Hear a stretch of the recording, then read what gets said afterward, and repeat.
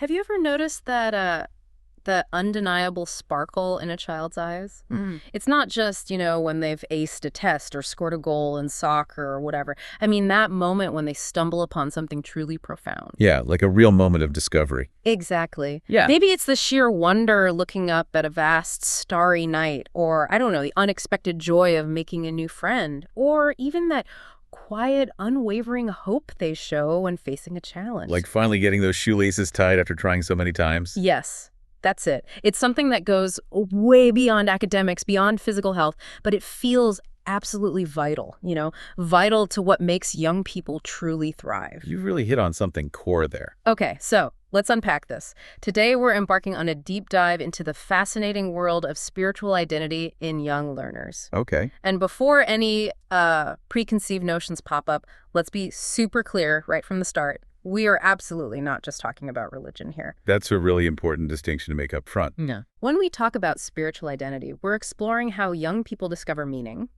how they find purpose, build deep connections, but not necessarily through specific religious beliefs or institutions. It's more about this incredible innate inner spirit or life energy. That life energy. Yeah. That spiritus, the breath. Right. Something fundamental to being human. Sorry. But it's a dimension of development that honestly is often overlooked, especially in formal educational settings. It really is. And what's truly fascinating is how often these profoundly human elements, things like awe, wonder, purpose, connection, are either ignored or maybe just pushed aside in traditional education models. Yeah, like they're soft skills or something optional. Exactly. Yet they are so fundamental to a child's holistic development, they shape not just what they learn, but how they grow into, well-rounded individuals. So for you, our listener, thinking about this as an elementary education major who's newly interested in identity and psychology, well, really grasping this concept offers an incredibly powerful lens. A lens for what specifically? For understanding every child who will walk into your future classroom. This isn't just like abstract theory floating around. It's about potentially transforming how you view and how you can truly nurture the whole student, recognizing that deeper, intrinsic part of every human being. That's huge. And to guide us through this intricate and surprisingly practical landscape, we've pulled some incredible insights. We're working from a highly robust source material. Good stuff. Yeah, it's a key chapter titled Spiritual Identity, Contextual Perspectives from a Major Handbook of Identity Theory and Research. So this isn't just, casual musings. It's packed with rigorous, research-backed understanding. Solid grounding. Our mission today is basically to distill the most important nuggets for you, make sure you walk away well-informed, feeling truly connected to these ideas, and definitely not overwhelmed. Sounds like a plan. Where do we start? Let's get started by really defining what these researchers even mean when they talk about spirit, because it can sound a bit vague sometimes, right? It can, yeah. But it doesn't have to be. So when we talk about spirit in this context, it's certainly not some abstract, airy concept. The word itself, you mentioned spiritus. From Latin, yeah, meaning breath or life energy. Right. So at its root, it's about the animating force within us, that vital spark that makes us alive and, human. And the researchers we're drawing from, they're deeply interested in what they call the exquisite and important phenomena that manifest this spirit. These are the sort of foundational experiences that make us who we are. Exactly, foundational experiences. Precisely. They've identified 5 core phenomena they aim to investigate, which really underpin what it means to be alive and human, particularly in young people. Okay, what are they? Well, first, imagine a child, eyes wide, looking up at the night sky and asking, why are we here? Or, how big is space? Oh yeah, the big questions. Right. That's not just idle curiosity. That's the first core phenomena. An innate driving impulse within us to explore the great mysteries of the self and the universe. It's a profound wellspring of wonder. Okay, exploring mysteries. Got it. What's next? Second, there's that beautiful capacity we have to apprehend beauty and benevolence. Apprehend, like to notice and appreciate it. Exactly. You see this so clearly in a child's unfiltered delight at, say, a vibrant sunset, or their natural spontaneous inclination to share a favorite toy. Or even just offering a comforting hug to a friend who's down. Perfect example is that pure, open appreciation for what is good, kind, and beautiful in the world around them. Almost an involuntary response to grace, you could say. I like that. Okay, so appreciating beauty and goodness. Thirdly, Closely tied to beauty, but maybe going even deeper, is the experience of awe and wonder. That's a big one. It is. This is that feeling of being utterly captivated, truly humbled by something vast, intricate, or magnificent. Think of a tiny hand tracing the intricate patterns on a leaf. Or standing under a huge tree. Yes.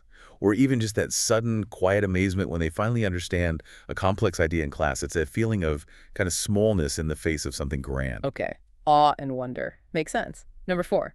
Number 4 is that powerful human drive for connection, the inclination to seek community and connectedness. Right. We're social creatures. Fundamentally. It's why children naturally form friendships, why they giggle together during play, why they instinctively seek out groups where they feel accepted and belong.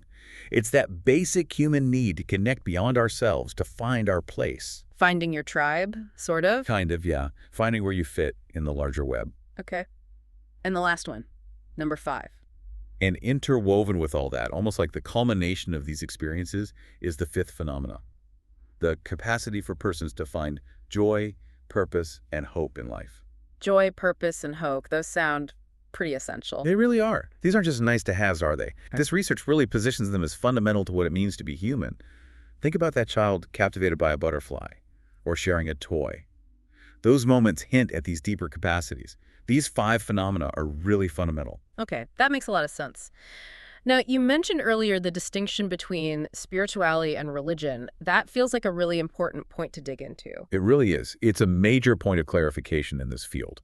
And the source material explicitly addresses the historical conflation, the mixing up of the two.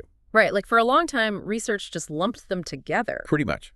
For a long time in social science research, spirituality was often viewed simply as like a subdimension of religious experience. Yeah. But that's a limitation this new wave of research is actively trying to overcome, because it narrows our understanding. Why is that distinction so crucial then, especially for, someone going into teaching? Well, here's the key. Spiritual development, as this research defines it, can happen with or without explicit religious beliefs or practices. Okay. Religion often focuses on institutional structures, specific beliefs, prescribed rituals. Think church services, specific prayers, holy texts. Right, the organized part. The organized part.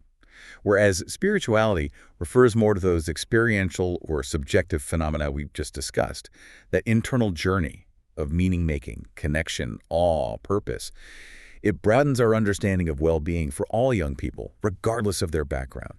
It lets us see these universal human capacities that transcend any specific doctrine. And for you, our listener, thinking about your future classroom, this distinction is incredibly important and kind of liberating, maybe. I think so. In diverse classroom settings where religious neutrality is often a requirement, and rightly so. Absolutely. Understanding that you can actively foster a child's inner sense of purpose, their capacity for awe, their deep sense of connection to others, without ever touching on specific religious doctrines, is universally beneficial. It opens up so many possibilities for holistic education, nurturing the whole child, whatever their family believes. That's really empowering for teachers. So the researchers have some core ideas, like hypotheses, guiding this work. They do. Several operating hypotheses that help frame this complex area. First, they hypothesize that spiritual development is an intrinsic part of being human. Intrinsic, so built in, not learned. Kind of, yeah. It's not something learned entirely from scratch or just given to us by institutions. It's seen as a natural, inherent capacity. Yeah. But, and this is important, it manifests in incredibly diverse ways across individuals, cultures, traditions. It's universal in its potential, but diverse in its expression. So it's not just a Western thing or tied to one belief system. It's almost like breeding. Is it really that universal? That's a great analogy because, yeah, the research strongly suggests the potential is universal. But what's fascinating and really relevant for you as an educator is how that universal capacity then plays out so differently across cultures. That's where it gets rich. Okay. What's the second hypothesis? The second is that spiritual development involves both an inward journey and an outward journey. Inward and outward. How so? The inward journey is about those inner experiences, like self-reflection, finding meaning, maybe cultivating a connection to something infinite or unseen, whatever that means to the person. Yeah, the internal world. Right. And the outward journey is about how this inner spirit is expressed in daily activities, in our relationships, through our actions in the world, how we live it out. So it's this complex two-way street between the individual and their context. So it's not just about what you feel inside, but how that feeling translates into how you treat others, how you engage with the world. Exactly. Like a child who takes a quiet moment to think about their feelings after a disagreement, Uh-huh. and then uses that understanding to maybe offer a genuine apology or figure out how to help a friend. That's a perfect example of that inward-outward connection. Got it. And you mentioned it's dynamic. Does that relate to another hypothesis? It does. Picking up on that idea of dynamic interplay, the research also emphasizes that spiritual development is fascinatingly nonlinear. Nonlinear, so not like climbing a ladder step by step.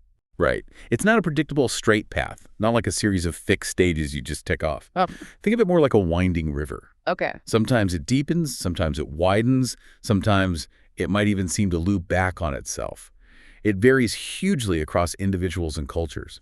There's potential for progression, sure, but also regression or maybe just fluctuating patterns, much like other aspects of identity development, actually. So for you in a classroom, that means you shouldn't expect every child to follow the exact same spiritual path or show growth in identical ways? Precisely.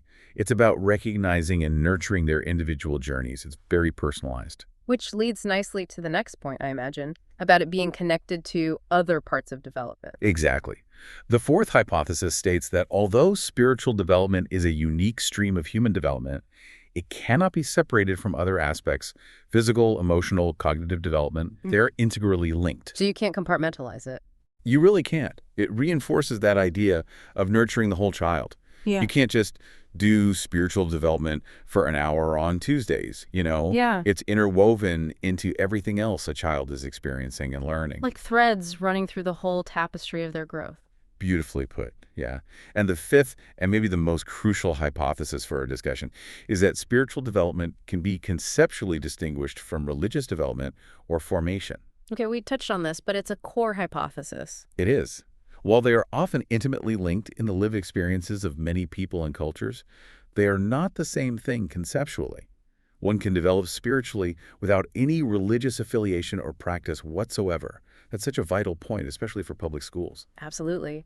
Okay, so this links to another key idea the research highlights, doesn't it? Seeing spiritual development as part of, like, optimal development or thriving. Yes, exactly. Understanding it as a core component of optimal development, thriving or flourishing. This aligns beautifully with positive psychology. Which focuses more on strengths, right? Not just problems. Precisely. Instead of focusing only on what goes wrong or what deficits exist, which was frankly an overemphasis in social sciences for a long time, this approach chooses to identify and nourish inherent human capacities for well-being. So it's studying what helps people flourish. Right. Things like genuine life satisfaction, persistent hope, innate generosity, strong self-regulation, a positive social orientation. It's a strength-based approach, focusing on cultivating that innate potential, building up what's already good within them. So what does this all mean for us, practically? It means we're looking at spiritual development as a profound strength, a capacity that helps young people truly flourish, like a plant reaching naturally for the sun. That's a great image. It connects really well with psychologist Alan Waterman's concept of personal expressiveness or eudaimonia. Eudaimonia, that's the Greek idea of real human flourishing, right? Exactly. It's about discovering what makes you truly come alive, finding your unique potential and purpose, and then actively living that purpose out in the world in a way that feels personally meaningful and deeply fulfilling. That's flourishing. Okay. Now, you mentioned earlier, just briefly, that it's not always positive. We should probably touch on that caveat. Yes, definitely. It's important to be balanced. This focus on positive potential doesn't ignore the fact that spiritual beliefs or practices aren't inherently or always positive. Right. Things can go wrong. Absolutely. The source acknowledges that certain forms can distort reality or cause harm. Things like extreme narcissism tied to spiritual beliefs, maybe overly authoritarian spiritual practices, denial of reality, even spiritual delusions. The DSM-IVTR, the Manual for Mental Health Diagnoses, even includes religious and spiritual problem as a recognized category for when things cause distress or dysfunction. That's a vital point. So we're not saying all spiritual experiences are inherently good or healthy or that they never lead to challenges. Not at all. But the research's primary focus, and definitely ours for this deep dive, is on understanding the underlying developmental processes of normal, healthy spiritual development.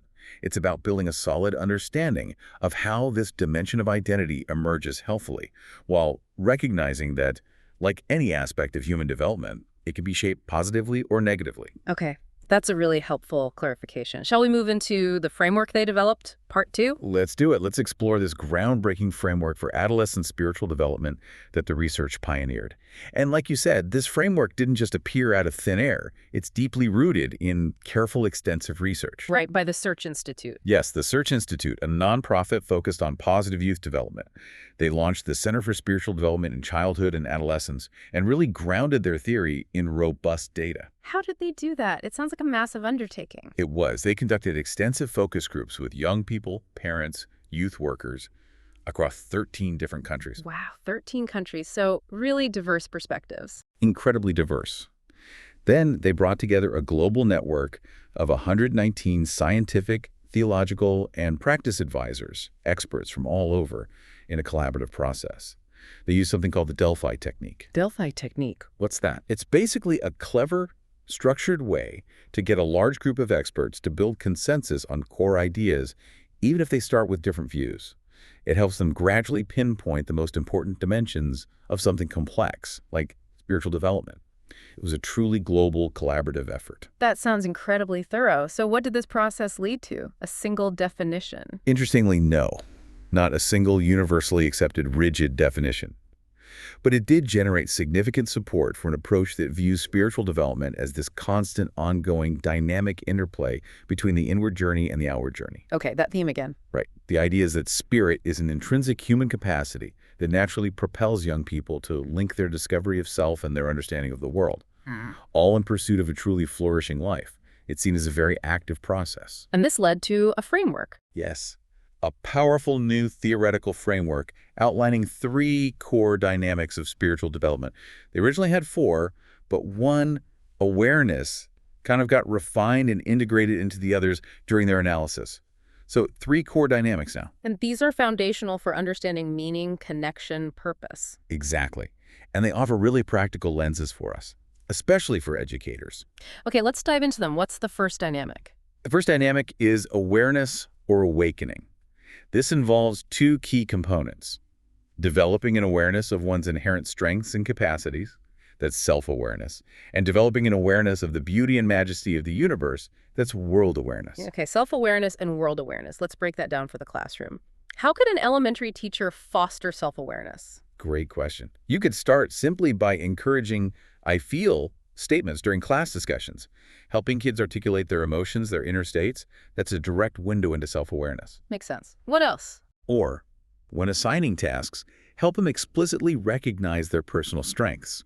Maybe point out, wow, you're such a great organizer for this group project, or you have such creative ideas, or you're brilliant at making sure everyone feels included. So, naming their strengths. Naming them, even something like a star student reflection that goes beyond just grades. Maybe ask them to think about what makes them unique, or what specific positive contribution they made to the class community that week. That really sparks deeper self-awareness. I like that. Okay, what about fostering world awareness, that sense of awe and wonder? Ah, yes. As an elementary teacher, you could plan simple nature walks, even just around the schoolyard. Observe plants, insects, clouds. Prompt questions like, what do you notice that feels amazing, or what makes you feel curious? Bringing nature in, too. Absolutely. Bring elements of nature into the classroom, a small terrarium, a sprouting bean, even just beautiful photos of natural phenomena. Anything to spark that sense of wonder. Science class seems like a natural fit here. Totally. Discussing the vastness of space, or the intricate, almost magical life cycle of a butterfly that can evoke genuine awe. And don't forget art. Art projects focusing on observed beauty, maybe drawing what they see in nature, can be a powerful way for children to connect with the world's majesty. Okay, so under this big awareness umbrella, the source mentions several underlying dimensions that contribute, like finding meaning and purpose. Yes, that's one dimension. Accepting, seeking, creating, or experiencing a reason for being, a sense of meaning and purpose. And critically, it isn't about giving them the answer. Right, it's about helping them ask the questions. Exactly. Helping them begin their own search. In the classroom, this could mean allowing children to choose topics for projects based on their genuine interests. When they invest in something they really care about, they start to see how their work connects to a larger idea or goal. That fosters an early sense of purpose. Or even seeing how small actions matter. Yes, helping them understand how their individual actions, like being responsible for watering the classroom plant and seeing it grow, contribute meaningfully to the community. Another dimension mentioned is being present to oneself, others, the world, maybe a sense of transcendent reality. How do you teach presence? It can be simpler than it sounds, incorporating short mindful moments, maybe a few seconds of quiet reflection before starting an activity, or guiding them to truly listen during story time, focusing on the here and now. Just cultivating attention. Cultivating attentiveness, exactly, both internally to their own feelings and externally to their surroundings and the people in them.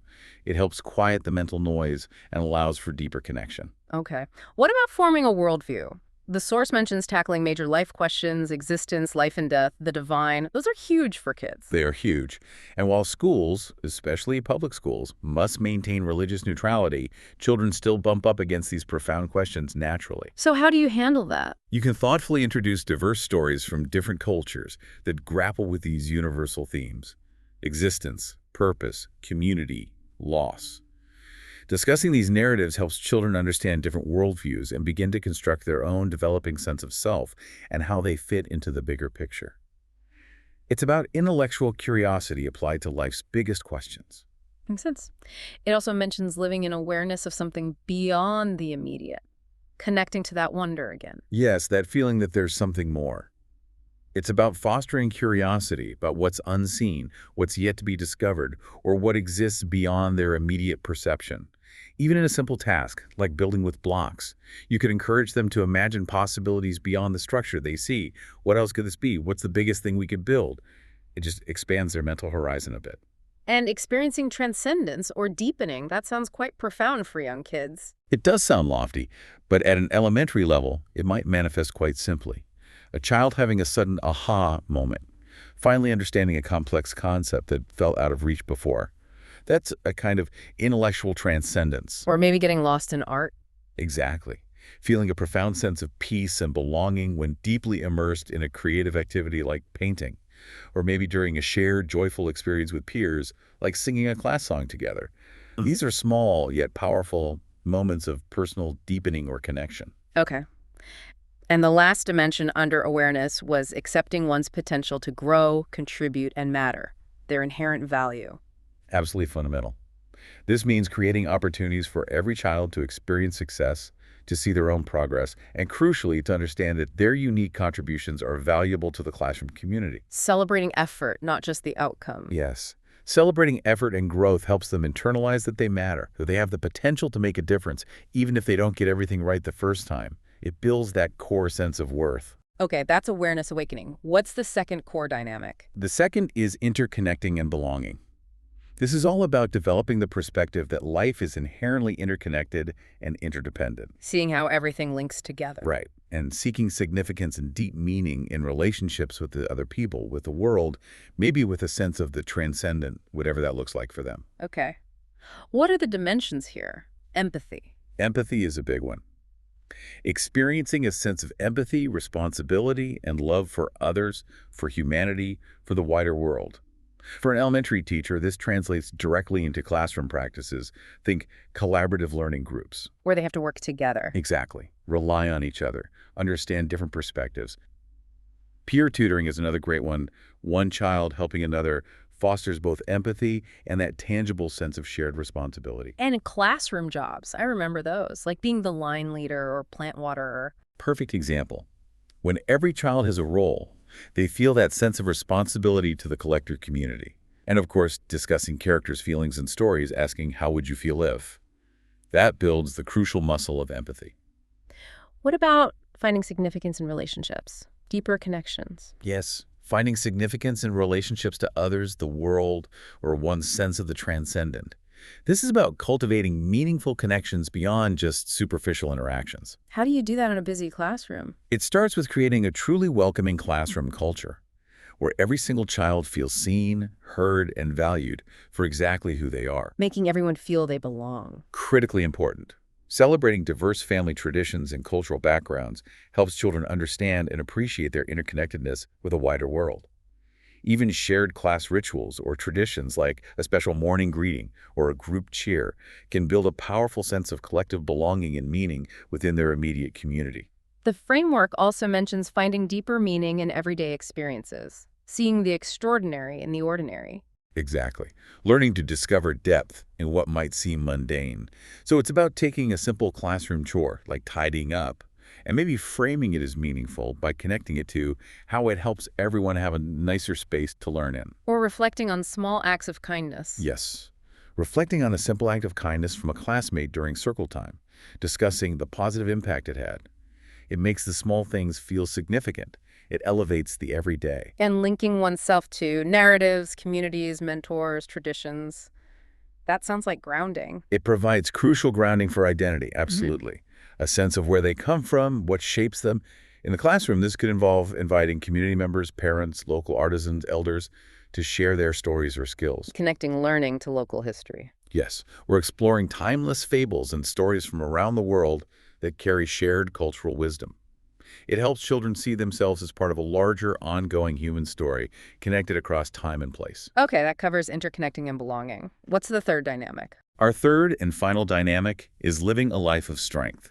This is about developing a life orientation grounded in hope, purpose, and gratitude. So taking the awareness and connection and putting it into action. Pretty much. Authentically expressing one's identity, passions, values, and creativity through relationships, activities, and practices is where that inner understanding meets outward action in the world. Okay, what are the dimensions here? Engaging in relationships and activities that shape bonds. Yes, actively engaging in relationships, activities, practices that shape bonds with oneself, family, community, humanity, the world, or the transcendent. It's about actively building and nurturing connections through deliberate action. So what does that look like for a teacher? It means providing opportunities for students to participate in activities that connect them to their family, maybe like a family history project where they share stories or traditions from home, or it could involve small classroom service projects. Like helping out in the school or community. Exactly. Something that helps children see themselves as active agents in building positive relationships and contributing to something larger than themselves. It makes the connection tangible. And living out one's beliefs and values. Walking the talk. Yes. This is where theory meets practice. Classroom discussions on fairness, kindness, respect are a vital start. But then, practicing these values in daily interactions is key. Oh. Mediating conflicts with empathy. Consistently demonstrating respect for diverse opinions during group work. That helps children internalize those values. Maybe even creating a classroom code of conduct with the students developed by them. That gives them real ownership. Makes sense. Another dimension is cultivating hope and resilience, especially amidst hardship. That feels incredibly important. So critical for young people navigating inevitable challenges. Teaching a growth mindset is huge here. Celebrating effort, like we said before. Yes, celebrating effort over just the outcome helps build resilience. When a child struggles, reframing it as a learning opportunity. Okay, you haven't got it yet, but look how much progress you've made. Using stories, too. Definitely. Discussing fictional characters or historical figures who overcame challenges and linking their struggles to the kids' personal ones. It's okay to make mistakes. That's how we learn and grow, just like the character in our story. They can powerfully foster hope and perseverance. You're building their inner fortitude. Okay. Orienting life towards something worthy of dedication. Finding something meaningful to commit to. It sounds grand, but it could involve encouraging deep engagement with a subject a child is genuinely passionate about, whether it's dinosaurs or art or coding, allowing them to really immerse themselves, appreciate the beauty and complexity. Letting them follow their sparks. Exactly. Providing opportunities for deeper research or creative projects based on those personal fascinations helps them find something to dedicate their energy to, finding what really lights them up. And attending to spiritual questions and struggles, acknowledging it's not always easy. Right. This doesn't mean you, as the teacher, need to have all the answers, but it means creating a safe, open space where children feel comfortable asking those big questions, even if they're about loss or unfairness or confusing world events. Just being willing to listen. Listening, acknowledging their struggles, validating their feelings, and helping them seek understanding, perhaps through stories or discussion. That openness is key. Okay, final dimension under living strength. Expressing one's essence, passions, values, creativity. Authentic self-expression. Yes, expressing their unique inner world. as a way of showing veneration or expressing their sense of transcendence. It's about empowering that authentic self-expression. How can teachers do that across the curriculum? Provide opportunities for creative expression in all subjects, not just art class. Maybe use art to explain a science concept. Write original stories that explore personal values. Encourage unique problem-solving approaches in math. Allow children to express their true essence and contribute to the community. That itself can be a deeply spiritual act. Wow, okay. That's a really rich framework. Awareness, interconnecting, living strength. But what does the research actually say about these dynamics in action? Did the Search Institute test this? They absolutely did. They didn't just theorize. They conducted a preliminary global study. This was huge, with over 7,200 youth aged 12 to 25 in 8 different countries. 8 countries. Like where? Included places like Australia, India, the UK, the US, a real mix. And these preliminary findings offer some incredibly powerful, tangible insights into spiritual development. Okay, let's hear them. What's the big takeaway? One of the strongest findings, unequivocally supporting their hypothesis about positive outcomes, is a significant correlation between higher levels of spiritual development and positive life outcomes. Meaning Young people reporting higher levels of these spiritual components consistently showed lower levels of high-risk behaviors, things like substance abuse, delinquency. That's a major takeaway for parents and educators. Okay, lower risk behaviors. What about positive outcomes? Yes, it goes beyond just avoiding negatives. They also reported significantly higher levels of academic success, better physical and psychosocial health, and increased civic engagement. Wow, that's quite a list. It is. In fact, a remarkable 85% of the analyses they ran, testing the effect of these spiritual developmental processes on outcomes, were in the hypothesized positive direction. And this pattern held up across all 8 countries and diverse religious affiliations. That's incredibly compelling. So it's not just about feeling good, it's tied to tangible benefits. Exactly. Young people with higher spiritual development are measurably less likely to engage in risky behaviors and more likely to succeed academically, be healthier physically and mentally, and be more involved citizens. That's concrete. What else did they find? Anything about the religion versus spirituality distinction? Yes. Critically important findings there, too, supporting their hypothesis about that distinction. They found that spiritual development can occur and flourish without active engagement with religious or spiritual traditions. How did they show that? Well, even after controlling for factors like gender, age, and how religiously engaged someone was, these 4 dimensions of spiritual development, the self-awareness, world awareness, interconnecting living strength, still significantly explain differences in thriving, health, and reduced risk behaviors. So these spiritual processes have value over and above religious engagement. Demonstrable explanatory value, yes. That's huge for educators, especially in public schools. It means you don't need to be religious yourself or teach religion for young people to be spiritually developed and benefit immensely from it. Did they find many kids like that? High spirituality, low religion? They did. About 20%, 1 in 5 of their aggregated sample, reported high levels on all 4 dimensions of spiritual development, but were not affiliated with any organized religion whatsoever. 1 in 5. Wow. If we connect this to the bigger picture, these findings are a significant step forward in understanding whole child development. They really indicate that fostering spiritual development isn't just abstract. It's deeply tied to concrete, positive outcomes every parent and educator wants. It moves it from a fuzzy concept to a measurable contributor to thriving. Okay. Any other key findings from that study? One more important pattern.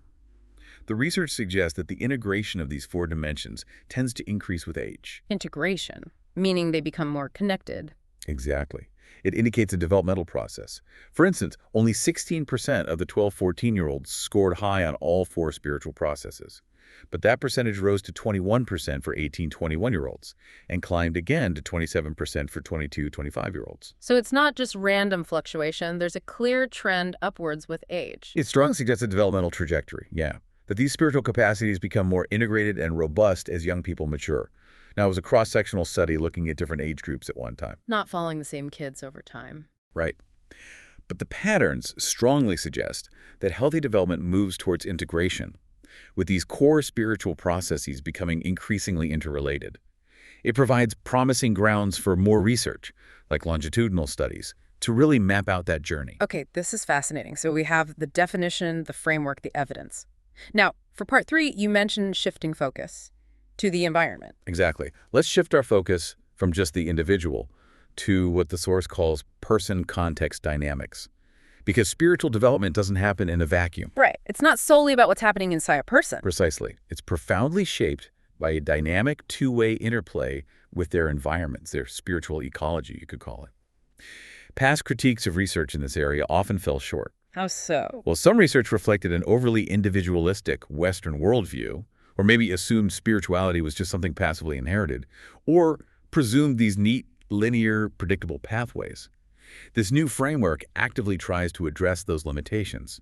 Okay, so here's where it gets really interesting for someone looking at the whole child, right? We're moving beyond just what's inside to everything around them that nurtures or maybe challenges their spiritual journey. Exactly. Spiritual development, much like identity formation itself, occurs through countless interactions between people and their physical and social environments. This draws heavily on ecological developmental approaches, like Erich Bronfenbrenner's famous ecological systems theory. Bronfenbrenner, the nested circles model, microsystem, mesosystem. That's the one. It emphasizes how different layers of a child's environment, from the immediate family to school to the wider community and culture, all interact and influence their development. It's all connected. And a crucial point here you mentioned earlier is that young people aren't just passive recipients in this. Not at all. They are remarkably active agents in their own spiritual journey. Identity theorists, like James Marcia, for example, have conceptualized identity development as involving both active and passive processes. Active versus passive, how does that work? Well, passive identity formation might be just accepting roles or beliefs given by others without much critical thought, maybe like foreclosure, or perhaps resisting making choices altogether diffusion. But active identity development involves a conscious searching process, a wrestling with identity questions, which ultimately tends to lead to a stronger sense of self-assurance and mastery. And that active searching connects to spirituality. It resonates very strongly with Alan Waterman's focus on personal expressiveness, or eudaimonia, that flourishing idea again. Waterman summarizes the goals of identity formation as 1. Discovering your personal potential. Okay. 2. Actively choosing purposes in life that align with that potential. Right. And 3. Finding opportunities to live out that purpose authentically. See how that structure echoes the spiritual dynamics, linking self-awareness and world awareness with actually living a life of strength and purpose. Yeah, I see the parallel. It's very active. Very active. It's also echoed in the thriving model from researchers Peter Benson and Stephen Scales. Their model involves identifying one's deep personal interests, or sparks. Finding what you love. Right. Then receiving genuine support from others, parents, teachers, mentors, to pursue those sparks. And finally, contributing to others and society through those pursuits. And they explicitly found a connection to spirituality here. How so? One of the strongest predictors of thriving for middle and high school students in their research was the students' affirmation of a transcendent force and the importance of their spirituality in affecting their daily actions. So the link is clear. Okay. So we're talking about this dynamic, nonlinear process unfolding within a young person's entire spiritual ecology, all the different environments influencing them. Exactly. So let's explore some of these crucial contexts, these ecologies, starting with arguably the most influential one. Which would be? Family. Ah, yes. Makes sense. The primary influence. Absolutely. According to that Search Institute global survey we mentioned, when youth were asked to pick the single most significant influence on their spiritual life, a remarkable 44% of them selected their family. 44%. Wow. How did that compare to, say, religious institutions? Only 14% chose their religious institution as the single most significant influence.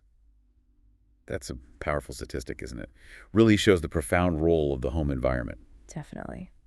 So how do families exert this influence? Through myriad ways. Parental modeling what kids see their parents do and value. Daily rituals, even small ones.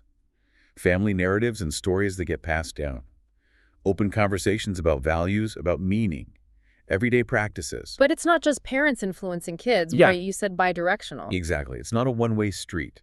They found children actively shape the family's spiritual identity too. For example, one study found children actually initiated half of all family conversations related to religion, showing their active engagement, their curiosity. It highlights how dynamic that family system is. And culture plays a big role here too, I bet. Hugely. In some cultures, like many Hindu and Buddhist traditions, the self isn't primarily defined as an isolated individual like often in the West. It's defined as fundamentally part of the family unit. That emphasizes interconnectedness from birth and profoundly shapes spiritual development differently.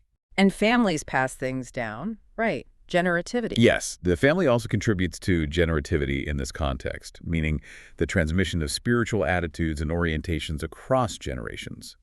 This includes sharing a spiritual paradigm or worldview, shared practices, maybe belonging to a shared spiritual community. It helps root a child in a sense of continuity and belonging. So for you, our listener teacher, understanding this profound role of family, it helps you respect family values, maybe integrate them where appropriate, and just acknowledge that home life is a primary learning environment, even for these implicit spiritual lessons. Precisely. It reminds us that a child's spiritual journey starts long before they step into our classrooms. It's already well underway. Okay. Beyond the family, what's the next ecology? Peers and mentor. Yes, peers and mentors play a crucial, though sometimes overlooked role. Research here has historically been a bit scarce compared to family research. Why is that? Harder to study, perhaps. But there's a strong theoretical rationale for their importance, especially as young people get older and naturally seek more independence from family. Non-family adults, teachers, coaches, relatives, community leaders, and peers can complement or even compensate for family interactions. They offer different perspectives, different support systems. And these relationships can be really impactful. Truly transformational, potentially. Friendships can genuinely enrich spiritual development. And interestingly, spirituality can strengthen friendships too. How does that work? Well, having friends or mentors who both model and maybe openly share their own spirituality can strengthen a young person's own commitments. Yeah. But also just expressions of a spiritual life, things like joy, compassion, empathy, a sense of justice. These qualities can deepen friendships, even if the content of those friendships isn't explicitly spiritual or religious. It's about shared human experience and values. So for an elementary educator, fostering positive peer relationships is actually part of this. Absolutely. Encouraging collaborative learning where kids support each other, maybe setting up informal mentorships, older students helping younger ones, buddy systems. These things indirectly, yet powerfully, nurture spiritual growth. They build those vital connections, shared purposes, opportunities for compassion that are so central. Okay. What's the next level out? Community institutions. Right. Community-based socializing institutions. This includes a variety of environments that interact with young people's spiritual lives and influence their development. And top of that list for our listener has to be schools, right? Definitely. Schools are a critical context. Though, as the source notes, their role in spiritual development is often debated globally and varies hugely. Like the example you gave, Japanese teachers linking it to academics more than U.S. teachers. Exactly. Due to differing cultural norms versus the strict church-state separation mandates often found in the U.S., it's a very different approach depending on the cultural and legal context. But there's still a role for schools everywhere. Oh, absolutely. And this is truly where your role as an educator can shine brightest. Think about how you already encourage curiosity in a science lesson, or empathy when reading a story. These are all natural touch points for spiritual development, even without ever using the word spirit. Like in the UK, you said it's part of the law. Yes, education in spirituality is actually part of the law in the UK, but, and this is key, it's done without promoting sectarianism. They focus on creating conducive environments for spiritual development, understood as part of core human development, accessible to all students. Conducive environments. What makes an environment conducive? Things like emphasizing quality relationships between students and staff, encouraging youth to ask and pursue their big questions, promoting imagination and creativity in all subjects, offering moments of silence and reflection. These are all things an elementary teacher can actively foster daily, regardless of religious affiliations, and they're universally beneficial. Okay, let's make this super concrete again. For a primary school classroom, how do you foster quality relationships? Daily circle time for sharing personal experiences, expressing feelings safely, maybe working through conflict resolution lessons together, building that foundation of trust and connection. And encouraging questions, imagination, creativity. Maybe have a wonder wall where kids write down big questions they have about the world, no matter how wild. Offer open-ended art projects where there's no single right answer, just exploration. Encourage creative writing assignments where they can explore big ideas, purpose, meaning, friendship in their own stories. And silence and reflection. That seems hard in a noisy classroom. It doesn't have to be long. Short, mindful moments. A few seconds of quiet breathing before starting a new activity, guiding them to really listen during story time. Maybe even just a mindful minute after recess to settle back in. Journaling, too. Great idea. Journaling prompts like, what made you feel wonder today? Or what made you feel connected to someone else? That provides invaluable private space for inner reflection. And you mentioned integrating this into the curriculum itself. Yes, this isn't separate. In a math class, exploring patterns in nature like spirals in shells or branching in trees, the Fibonacci sequence that can evoke genuine awe and connection. Language arts. Dissecting narratives from diverse cultures helps children understand different worldviews, wrestle with moral dilemmas, and see their own developing sense of self. Science. Social studies. Science lessons on ecosystems naturally highlight interconnectedness and responsibility. Social studies projects on community service emphasize contribution and belonging. Art and music, of course, offer pure channels for expression and appreciating beauty, connecting them to their inner world and something larger. Okay, so schools are huge. What other community institutions matter? Youth organizations. Yes, youth development organizations, sports clubs, arts programs, scouting, outdoor education groups, they definitely offer opportunities. However, many of these organizations struggle with how to explicitly address spirituality, especially with diverse groups. Why the struggle? Sometimes the focus on measurable outcomes, like winning games or mastering a skill, can inadvertently undermine nurturing character or deeper values, which are just harder to quantify on a spreadsheet. So what's the key for them? Equipping the youth workers, the coaches, the leaders, to just be open and supportive of young people's spiritual questions and journeys, without imposing their own beliefs. Creating intentional time for reflection, asking questions like, what did you learn about teamwork today? How does that relate to supporting each other? Connecting their activities to those core spiritual processes, awareness, interdependence, living with strength, making the why explicit. Got it. And then there are religious communities themselves. Right. Churches, mosques, synagogues, temples, faith-based groups. These institutions are explicitly committed to nurturing spiritual life. They offer specific narratives, ideologies, practices, and a defined community. So naturally a powerful context. A powerful crucible, yes, for exploring spiritual development, identity formation, building social capital, shaping moral outcomes. The research backs this up. Studies show involvement in religious institutions uniquely contributes to identity development.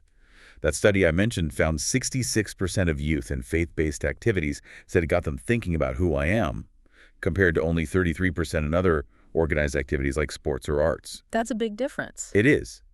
So even if you, as a teacher, can't directly address religious practices in your classroom, understanding why these settings are important for many children helps inform how you approach family engagement and community connections, respecting their role in the child's wider ecosystem. Okay. Shifting gears a bit. Yeah. What about physical place and the natural world? Surprisingly salient, this one. That international survey found being outside in nature was a primary place where many young people said they nurture their spiritual lives, often more common than religious communities in some responses. Wow. More common than church or temple for some. For some, yes. Camping often comes up as a spiritual experience. It resonates deeply with the idea of place being more than just geography.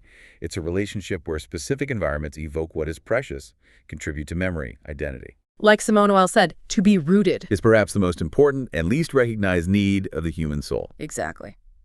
For an elementary educator, this underscores the value of prioritizing field trips to nature, even just local parks. School gardens. School gardens, yes.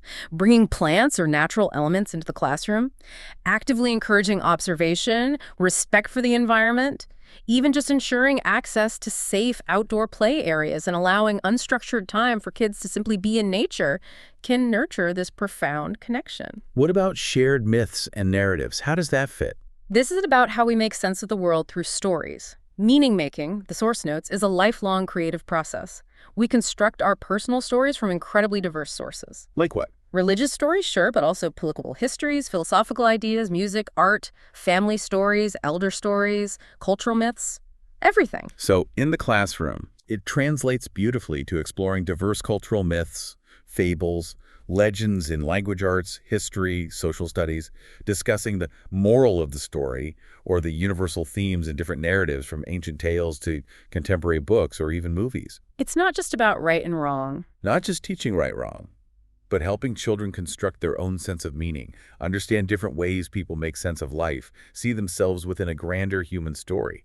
It helps them build their own coherent identity through engagement with shared stories. Okay. And culture, ethnicity, and globalization must play a huge role, too. Profoundly. in complex ways. Individuals integrate multiple cultures, their national culture, their ethnic or identity group culture, often their religious culture. Each provides unique norms, values, narratives that inform their spiritual journey. And challenging Western assumptions. Yes, because many cultures, unlike the common Western Enlightenment assumption, do not neatly separate the sacred and the secular. For many people, religion and spirituality are intricately interwoven with the entire fabric of their culture and daily life. Like the Bang culture example. Exactly, the Bang culture of Ivory Coast, viewing children as closer to the spirit world due to reincarnation beliefs.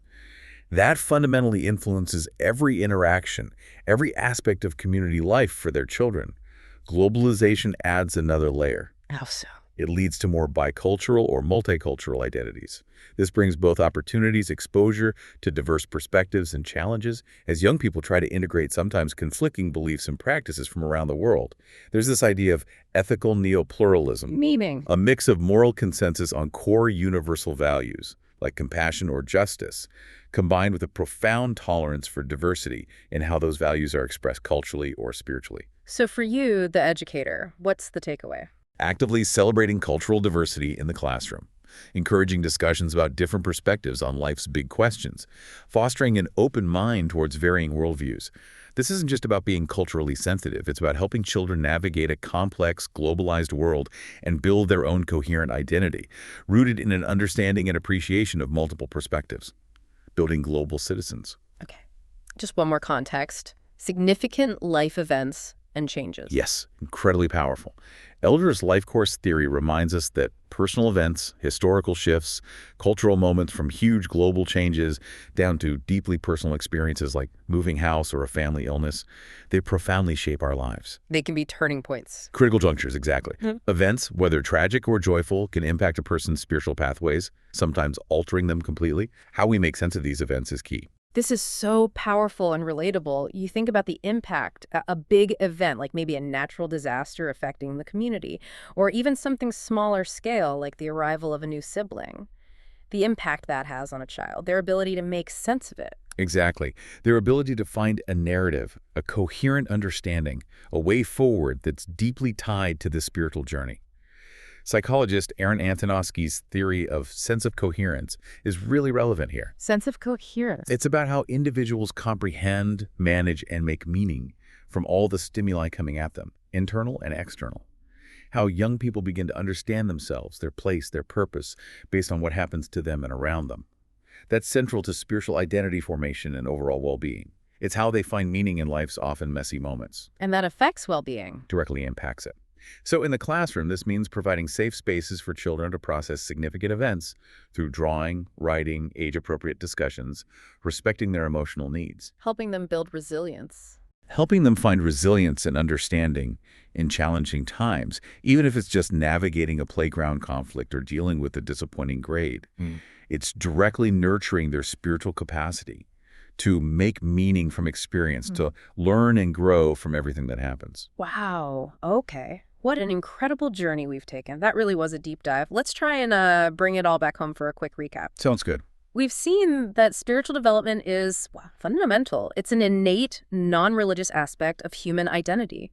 It involves this dynamic interplay of developing deep awareness of self and the world, forging profound interconnections, that sense of belonging, and ultimately living a life of strength, purpose, and gratitude. And crucially, this development isn't just internal. It's deeply shaped by that rich, interconnected tapestry of ecologies. Family, peers, nature. Right. Family, peers, nature, shared stories, culture, and especially the immense potential within our schools. And we connect this to the bigger picture. You, as a future elementary educator, have an incredible, really unique opportunity here. An opportunity to contribute to a child's holistic thriving. It's about recognizing and nurturing these inherent human capacities, even in a classroom that needs to be secular. It's not about imposing beliefs. It's about deliberately creating an environment. An environment where children feel safe and encouraged to explore meaning, feel deeply connected to others, discover their unique purpose, and build profound resilience in the face of life's inevitable challenges. You are, quite literally, nurturing their spirit. So what does this all mean for you, our listener, as you step into that classroom? Maybe it means looking at every lesson, every interaction, not just as a chance to spark academic growth, important as that is, Of course. but also as an opportunity, a chance to ignite a deeper journey of self-discovery and connection within each child.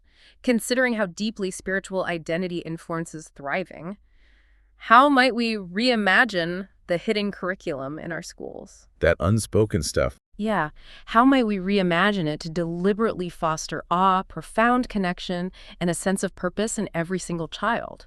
Recognizing that these aren't merely add-ons or nice-to-haves, but truly essential elements of what it means to be fully human and to truly flourish. That's the question to ponder. What a profound responsibility, and what an exciting, transformative opportunity.